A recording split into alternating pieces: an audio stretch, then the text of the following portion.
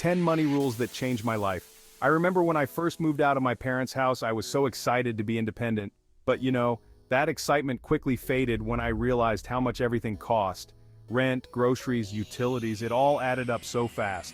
I was working constantly just to stay afloat, and I was constantly stressed about money. It felt like I was stuck in a never-ending cycle of living paycheck to paycheck. That's when I realized I needed to make a change. So let's dive right in. Okay, let's talk about budgeting. I know it sounds boring, but trust me, budgeting is the foundation of a solid financial plan. It's not about restricting yourself, but about understanding where your money is going and making conscious choices about how you spend it. Think of it like this. If you were building a house, you wouldn't just start laying bricks without a blueprint, right? You'd need a detailed plan to ensure everything is in place. A budget is your financial blueprint. It helps you track your income and expenses, so you can see exactly where your money is going. There are tons of budgeting methods out there, so find one that works for you. Whether it's the envelope system, zero-based budgeting, or the 50-30-20 rule, there's something for everyone. You can use a simple spreadsheet, budgeting apps, or even just a notebook. The key is to find a system you'll actually stick to. Consistency is crucial.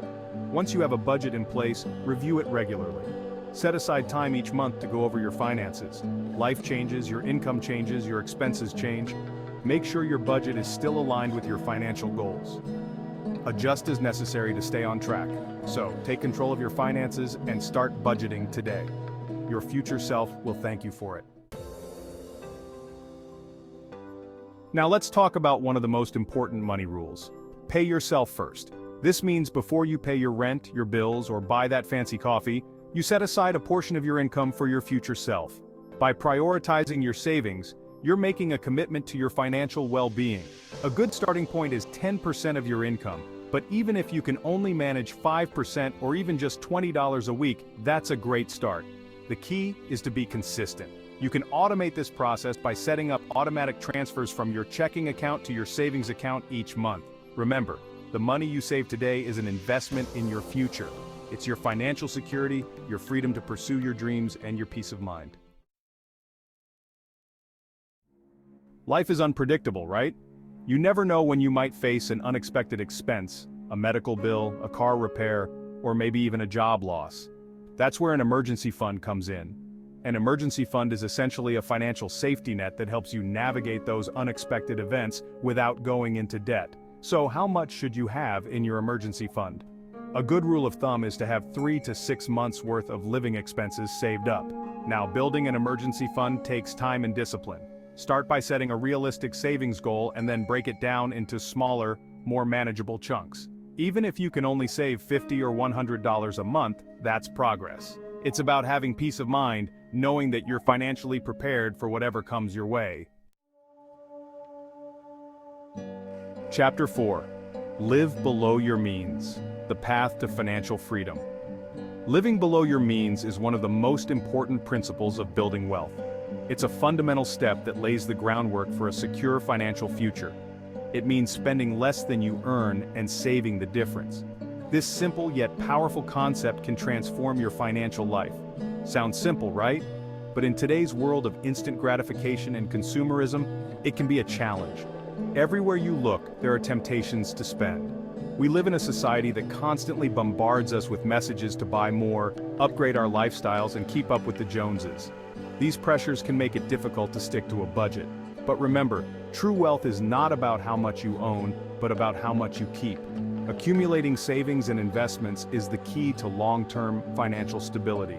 Living below your means is not about depriving yourself. It's about prioritizing your financial goals and making smart choices. It's about being mindful of your spending habits and making conscious choices about where your money goes. Every dollar saved is a step closer to financial freedom.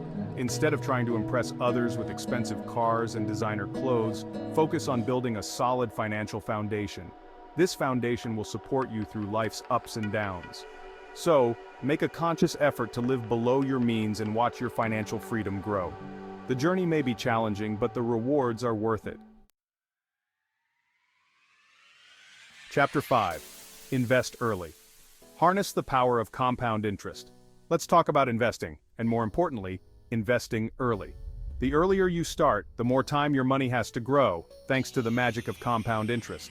Compound interest is like a snowball effect. When you invest your money, it earns interest. But then, that interest earns interest and so on. Over time, this compounding effect can lead to significant growth in your wealth. Think of it like this.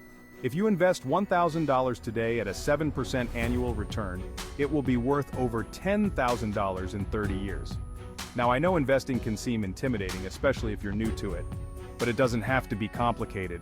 There are plenty of resources available to help you get started, like robo-advisors or target date funds. The key is to start small and be consistent. Chapter 6. Diversification. Don't put all your eggs in one basket.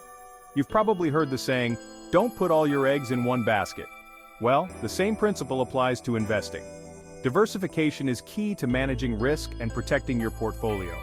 When you diversify your investments, you're essentially spreading your money across different asset classes such as stocks, bonds, real estate, and more.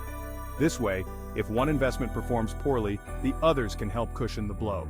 Now, diversification doesn't mean investing in a million different things.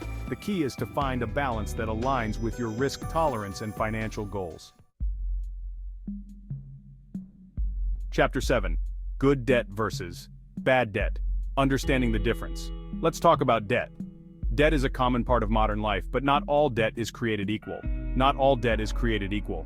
Some debt can be beneficial, while other types can be detrimental to your financial health. There's good debt and bad debt, and understanding the difference is crucial for your financial well-being. Knowing how to distinguish between the two can help you make smarter financial decisions. Bad debt is debt that doesn't help you build wealth. It often comes with high interest rates and can be a financial burden. It's often high-interest debt, like credit card debt or payday loans, that can quickly spiral out of control. These types of debt can accumulate rapidly and become overwhelming. This type of debt can trap you in a cycle of payments and make it difficult to achieve your financial goals. It can lead to stress and financial instability. Good debt, on the other hand, is debt that can potentially help you build wealth over time. It is often associated with investments that have the potential to grow in value.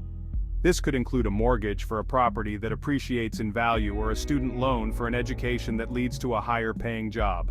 These types of debt can be seen as investments in your future.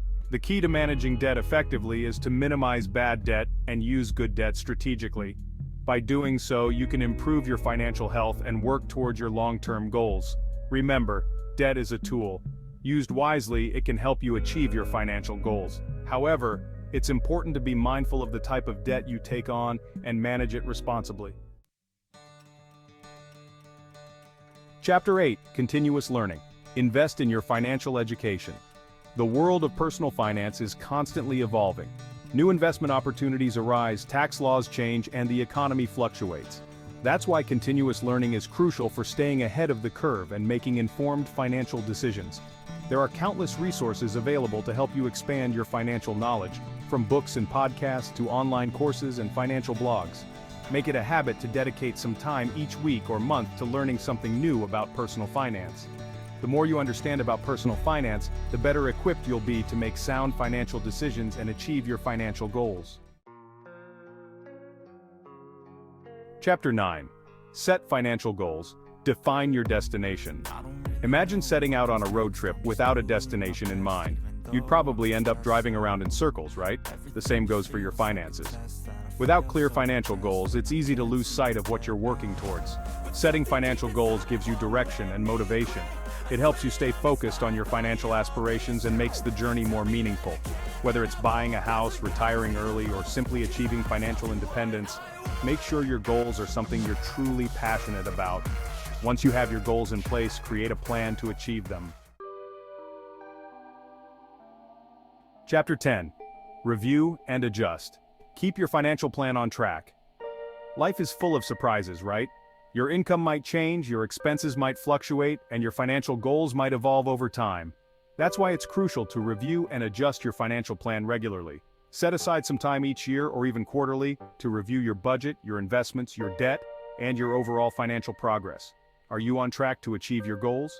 Do you need to make any adjustments to your savings rate or your investment strategy? By regularly reviewing and adjusting your plan, you'll ensure that you're always moving in the right direction. Outgrow your journey to financial freedom starts today. We've covered a lot of ground today, from the importance of budgeting and saving to the power of investing and managing debt. These 10 essential money rules are not quick fixes, but rather fundamental principles that, when applied consistently, can transform your financial life. Remember, financial freedom is not about being rich, it's about having control over your finances and your life. So start implementing these rules today, one step at a time. You have the power to create the financial future you deserve.